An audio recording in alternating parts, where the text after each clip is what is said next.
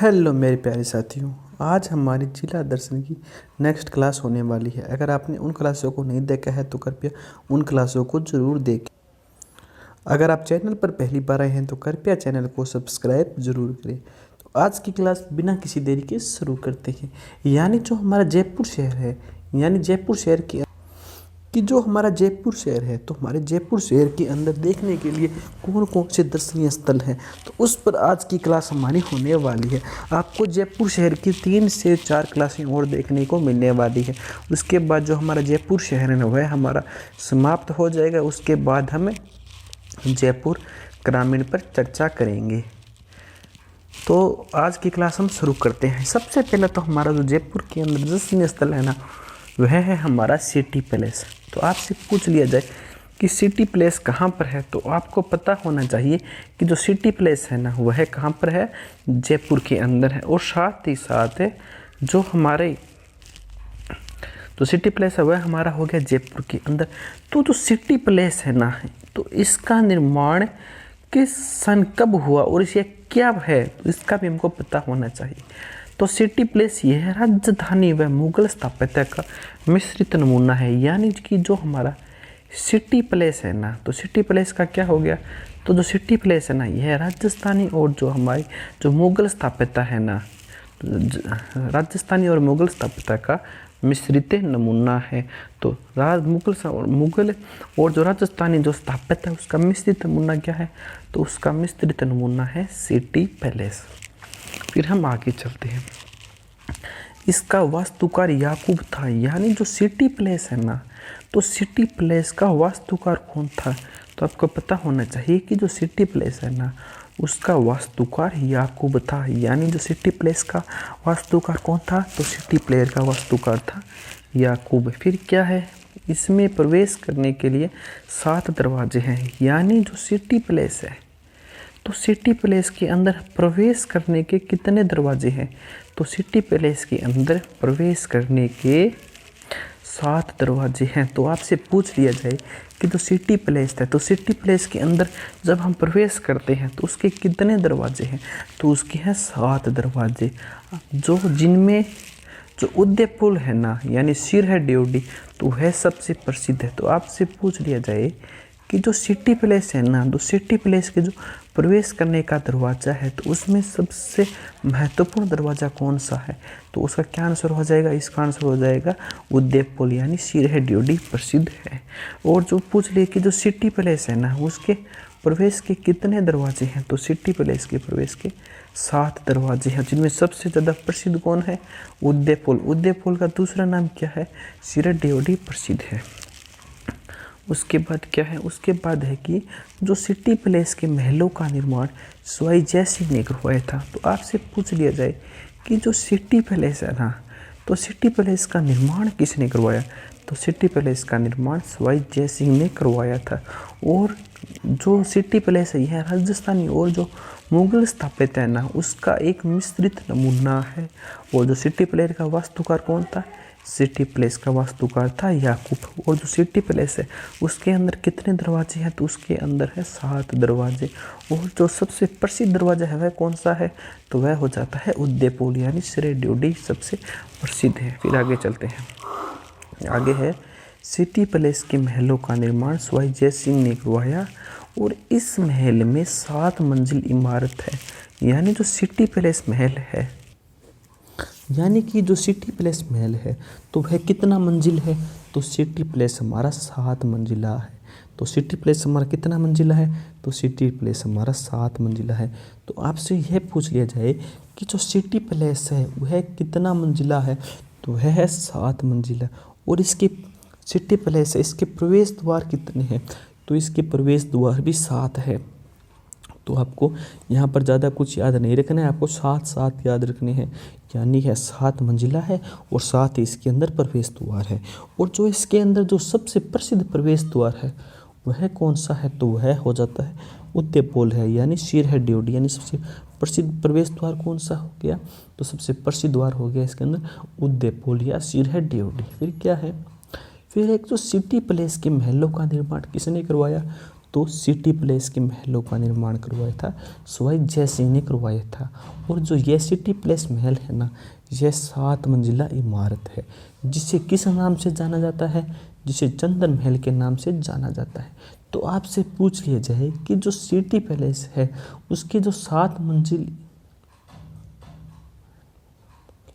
यानी जो city palace है उसके अंदर जो 7 मंजिला इमारत है उसे किस नाम से जाना जाता है, तो उसे चंदन महल के नाम से जाना जाता है। यानी जो सिटी पैलेस है ना उसको चंदन महल के नाम से भी जाना जाता है।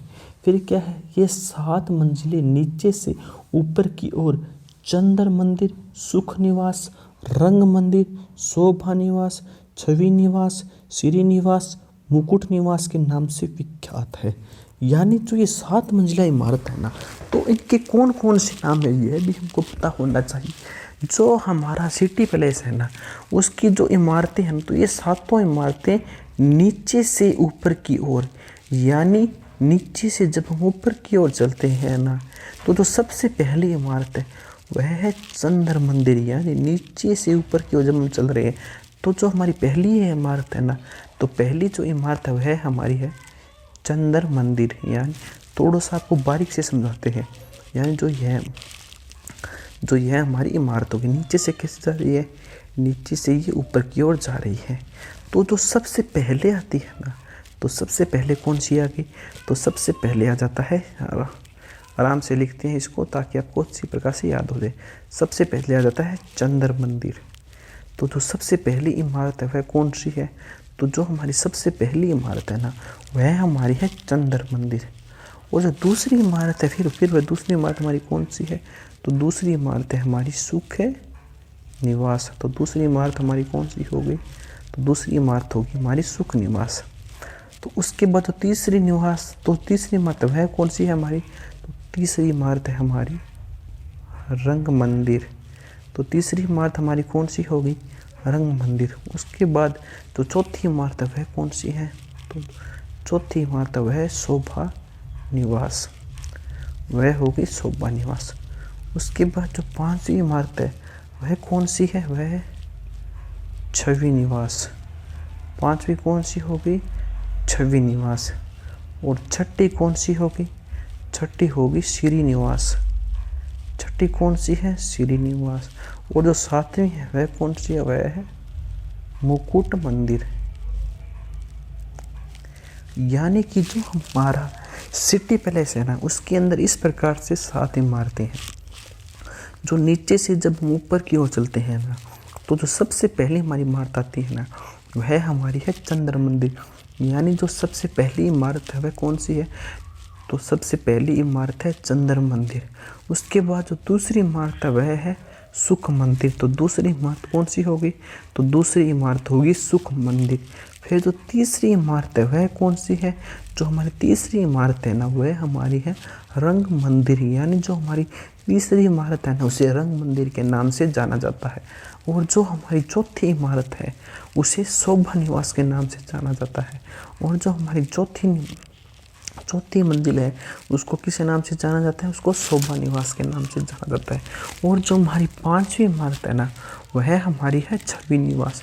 तो जो हमारी 5वीं कौन सी होगी, 5वीं हमारी होगी छवि निवास। उसके बाद हमारी 7वीं इमारत कौन सी होगी, तो जो हमारी 7वीं इमारत है ना वह हमारी होगी श्री निवास। तो जो 7वीं इमारत है कौन सी है, 7वीं इमारत है श्री निवास। उसके बाद जो 8वीं इमारत है वह कौन सी है, तो 8वीं इमारत है हमारी मुकुट मंदिर। यानी जो 8वीं इमारत है ना उसे मुकुट मंदिर के नाम से जाना जाता है।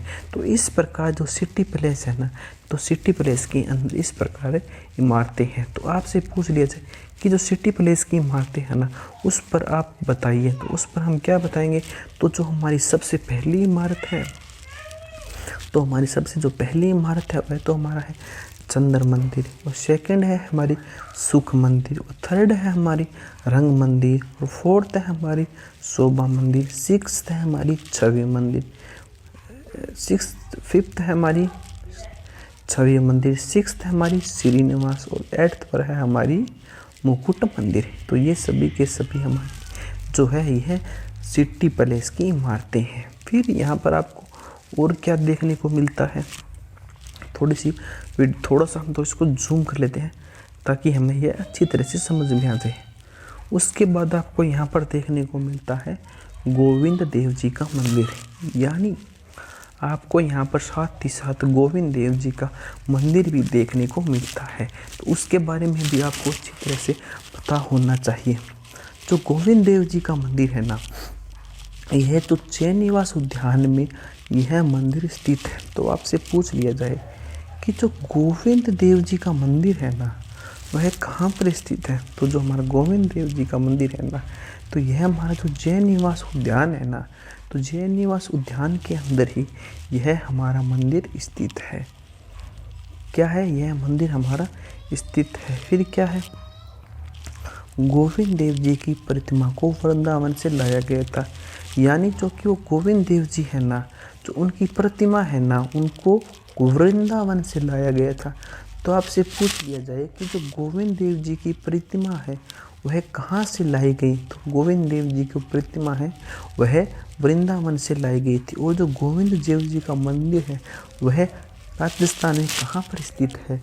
तो जो गोविंद देव जी का मंदिर है ना, वह राजस्थान के जयपुर के अंदर स्थित है। फिर क्या? यह जयपुर शासकों के कुल देवता माने जाते हैं, यानी जो गोविंद देव जी है ना, तो यह जो यहाँ के जो जयपुर शासक है ना, जयपुर शासक यहाँ है ना, उनको कुल देवता के रूप में मानते हैं, यानी इन्हें वह अपना कुल देवता मानते हैं। और इस मंदिर का निर्माण सवाई जय सिंह ने करवाया था, यानी कि जो गोविंद देव जी का मंदिर है, जो गोविंद देव जी का मंदिर है ना, उसका निर्माण किसने करवाया? तो उसका निर्माण सवाई जय सिंह ने करवाया था। तो जो गोविंद देव जी का मंदिर है, तो यह कहाँ है? यह जैन निवास उद्यान के मंदिर के अंदर यह स्थित है। और जो गोविंद देव जी मंदिर है वह है कहाँ पर? यह हमारा जयपुर के अंदर स्थित है। उसके बाद क्या है? जो गोविंद देव जी की प्रतिमा है वह कहाँ से लाई गई? तो वह वृंदावन से लाई गई थी। वो जो जयपुर शासक है ना, उनके गोविंद जी कुल देवता है। और जो यह मंदिर है ना, तो इस मंदिर का निर्माण सवाई जय सिंह ने करवाया था। फिर हम आगे चलते हैं। आगे है जंतर मंतर। तो जंतर मंतर क्या है? इसका निर्माण 1718 ईस्वी के अंदर जयपुर के प्रसिद्ध खगोल विशेषज्ञ शासक सवाई जय सिंह द्वारा करवाया गया था। कि यानी जो जंतर मंतर है ना, तो इसका निर्माण किसने करवाया? तो जंतर मंतर का निर्माण 1718 ईस्वी के अंदर तो जयपुर के प्रसिद्ध खगोल विशेषज्ञ है ना, तो जंतर मंतर का क्या हो गया? जंतर मंतर का जो है, तो इसका निर्माण 1718 ईस्वी के अंदर तो जयपुर के प्रसिद्ध खगोल विशेषज्ञ है ना, तो खगोल विशेषज्ञ शासक सवाई जय सिंह द्वारा करवाया गया था। फिर सवाई जय सिंह द्वारा स्थापित 5 वेधशाला, यानी सवाई जय सिंह के द्वारा कितनी वेधशाला बनाई गई? तो सवाई जय सिंह के इस काल के अंदर 5 वेधशाला बनाई गई। तो वे 5 वेधशाला कौन कौन सी हैं? तो हमारी जयपुर की हो गई जंतर मंतर, एक दिल्ली के अंदर है, एक मथुरा के अंदर है, एक उज्जैन के अंदर और एक बनारस के अंदर है। में यह जंतर मंतर सबसे बड़ा है, यानी तो जितनी भी वेधशाला बनाई गई है ना, उसके अंदर तो सबसे बड़ी वेधशाला कौन सी है? वह हमारी है जंतर मंतर की, यानी जो जंतर मंतर की वेधशाला है ना, वह सबसे बड़ी है। उसके बाद क्या है? उसके बाद एक सवाई जय सिंह द्वारा स्थापित 5 वेधशालाएँ हैं। वह कहाँ पर है? जयपुर, दिल्ली, मथुरा, उज्जैन और बनारस। और यहाँ जो सबसे बड़ी वेधशाला है, तो जो सबसे बड़ी वेधशाला हमारी कौन सी है? तो सबसे बड़ी जो हमारी वेधशाला है ना, वह जयपुर वाली जंतर मंतर है। फिर क्या है? इस वेधशाला का सबसे बड़ा सम्राट यंत्र के नाम से जाना जाता है, यानी जो यह हमारी वेधशाला है ना, जो इसमें जो सबसे बड़ा यंत्र है ना, तो उस यंत्र को सम्राट यंत्र के नाम से जाना जाता है। यानी कि जो जंतर मंतर वेधशाला है, इसके अंदर जो सबसे बड़ा यंत्र है ना, तो सबसे बड़ा यंत्र इसके अंदर जो स्थित है, उसको किस नाम से जाना जाता है? उसको सम्राट यंत्र के नाम से जाना जाता है। फिर क्या है? जिसे विश्व की सबसे बड़ी और घड़ी के रूप में प्रसिद्ध है, जिसे विश्व की सबसे बड़ी और घड़ी के रूप में प्रसिद्धि प्राप्त है। यानी विश्व की जो सबसे बड़ी सौर घड़ी है ना, वह कौन सी है? तो वह जो जंतर मंतर का सम्राट यंत्र है वह है। उसके बाद क्या है, 1 अगस्त 2010 में जंतर मंतर को यूनेस्को के द्वारा विश्व धरोहर सूची के अंदर शामिल कर लिया गया। यानी जो क्या है, 1 अगस्त 2010 के अंदर जो जंतर मंतर है ना, उसको जो यूनेस्को के द्वारा विश्व धरोहर सूची के अंदर इसको शामिल कर लिया गया। फिर क्या, सम्राट यंत्र कौन सा है? तो सम्राट यंत्र है सूर्य घड़ी। तो सम्राट यंत्र किसे कहते हैं? सम्राट यंत्र कहते हैं सूर्य घड़ी को। फिर क्या है, राम यंत्र। राम यंत्र क्या हो जाता है? राम यंत्र क्या हो गया? ऊंचाई मापने का यंत्र। राम यंत्र क्या हो गया? ऊंचाई मापने का यंत्र क्या है? राम यंत्र। फिर क्या है, जयप्रकाश यंत्र। जयप्रकाश यंत्र क्या है? मौसम संबंधी जानकारी। तो जो जयप्रकाश यंत्र है वह कौन सा है? जो मौसम संबंधी जानकारी देता है वह है जयप्रकाश यंत्र। उसके बाद क्या है, नाभि वलय यंत्र। जो नाभि वलय यंत्र कौन सा है? तो गुरुत्वाकर्षण से संबंधित है ना, वह हो जाएगा नाभि वलय यंत्र। फिर है जीज मोहम्मद शाही। तो जीज मोहम्मद शाही क्या है? नक्षत्रों पर आधारित। तो जीज मोहम्मद शाही क्या है? नक्षत्रों पर आधारित। फिर क्या है, नाभि वलय यंत्र। तो नाभि वलय यंत्र क्या हो गया? गुरुत्वाकर्षण से संबंधित। तो हो गया वह नाभि वलय यंत्र। फिर है जीज मोहम्मद शाही। तो जीज मोहम्मद शाही क्या है? नक्षत्रों पर आधारित, यानी जो नक्षत्रों पर आधारित है ना, उसको क्या कहते हैं? उसे है जीज मोहम्मद शाही। फिर क्या है, ज्योतिष कारिका। तो ज्योतिष कारिका क्या हो गया? ज्योतिष पर आधारित ग्रंथ क्या हो गया? ज्योतिष कारिता हो गया। तो ज्योतिष पर जो आधारित ग्रंथ है वह क्या कहलाता है? वह ज्योतिष कारिता कहलाता है। उसके बाद है हवा महल। ये है जयपुर के सिटी परिसर में स्थित है। जो हवा महल है वह कहाँ स्थित है? तो यह जयपुर की जो सिटी पैलेस है ना, उसके परिसर के अंदर यह स्थित है। इसका निर्माण 1799 ईस्वी में स्वाई प्रताप सिंह द्वारा करवाया गया। यानी जो हवा महल है, तो हवा महल का निर्माण किसने करवाया? 1799 ईस्वी के अंदर स्वाई प्रताप सिंह द्वारा करवाया गया था। तो हमको यह पता होना चाहिए कि जो हवा महल है वह कहाँ है? यह जयपुर के जो सिटी पैलेस है ना, तो सिटी पैलेस के परिसर में स्थित है। इसका निर्माण 1799 ईस्वी के अंदर स्वाई प्रताप सिंह द्वारा करवाया गया था। फिर क्या है, श्री कृष्ण के मुकुट आकृति वाला यह महल बिना नींव के सीधा समतल जमीन पर बना हुआ है। यानी जो हवा महल है ना, वह बिना किसी नींव के सीधा जो समतल जमीन है ना, उस पर बनाया गया है। यह 5 मंजिला इमारत है। और जो हवा महल है, इमारत कितनी है इसकी? 5 मंजिल है। और यह देखने में किसके जैसा है? श्री कृष्ण के मुकुट के जैसा है, जिसके अंदर 953 खिड़कियां हैं। यानी जो हवा महल है ना हमारा, तो हवा महल के अंदर कितनी खिड़कियां हैं? तो हवा महल के अंदर 953 खिड़कियां हैं। इसका वास्तुकार लालचंद उस्ताद था। यानी जो हवा महल है, तो हवा महल का जो वास्तुकार कौन था? हवा महल का वास्तुकार लालचंद उस्ताद था। यानी आपसे पूछ लिया जाए कि जो हवा महल है, हवा महल का वास्तुकार कौन था? लालचंद उस्ताद था। फिर क्या है, इसकी मंजिलें नीचे से ऊपर की ओर जो है ना, हवा महल इसकी मंजिलें है ना, तो नीचे से ऊपर की ओर शरद मंदिर, रतन मंदिर, विचित्र मंदिर, प्रकाश मंदिर और हवा मंदिर के नाम से विख्यात है। यानी जो हवा महल है ना, जो इसकी सबसे पहली मंजिल है नीचे वाली, वह तो है शरद मंदिर।